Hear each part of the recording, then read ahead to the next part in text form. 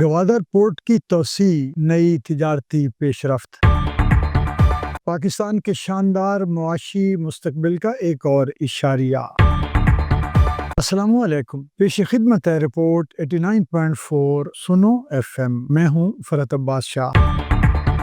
وزارت بحری امور کی جانب سے گوادر پورٹ کی آپریشنل صلاحیت میں توسیع کا اعلان پاکستان کو علاقائی اور بین الاقوامی سمندری تجارت کا اہم کردار بنانے کے خواب کی تعبیر کی جانب ایک اہم پیش رفت قرار دیا جا رہا ہے۔ وفاقی وزیر محمد جنید انور چودھری کی زیر صدارت اعلیٰ سطحی اجلاس میں کیے گئے اس فیصلے میں اضافی شپنگ لائنز کے قیام اور پاکستان کو خلیج تعاون کونسل کے ممالک سے ملانے والی فیری سروس کے آغاز کا اعلان شامل ہے۔ اس اقدام کا مقصد خطے میں رابطوں کو فروغ دینا، معاشی انضمام کو تقویت دینا اور گوادر کو بحیرہ عرب میں ایک مرکزی بندرگاہ کے طور پر قائم کرنا ہے۔ گوادر پورٹ کو طویل عرصے سے پاکستان کا طویل المدتی حفاظتی اثاثہ قرار دیا جاتا رہا ہے اور اس کی مکمل تجارتی صلاحیت کو بروئے کار لانے کے عمل پر تیزی سے کام جاری ہے۔ نئے شپنگ روٹس کے ذریعے گوادر کو منسلک کرنے سے مال برداری کے عمل میں تیزی اور سہولت آئے گی، جبکہ کراچی اور پورٹ قاسم جیسی دیگر قومی بندرگاہوں پر دباؤ میں کمی آئے گی۔ اس کے ساتھ ساتھ وسطی ایشیا اور مشرق وسطیٰ سے ٹرانزٹ تجارت کے نئے مواقع بھی پیدا ہوں گے۔ طے شدہ فیری سروس سرحد پار تجارت کرنے والوں کے لیے براہ راست بحری رابطہ فراہم کرے گی۔ تاہم اس منصوبے کی کامیابی کا انحصار اس بات پر ہے کہ درآمدات و برآمدات کو گوادر سے گزارنے کے لیے سنجیدہ کوشش کی جائے۔ تاجروں، برآمد کنندگان اور درآمد کنندگان کو گوادر منتقل ہونے پر مراعات دی جائیں۔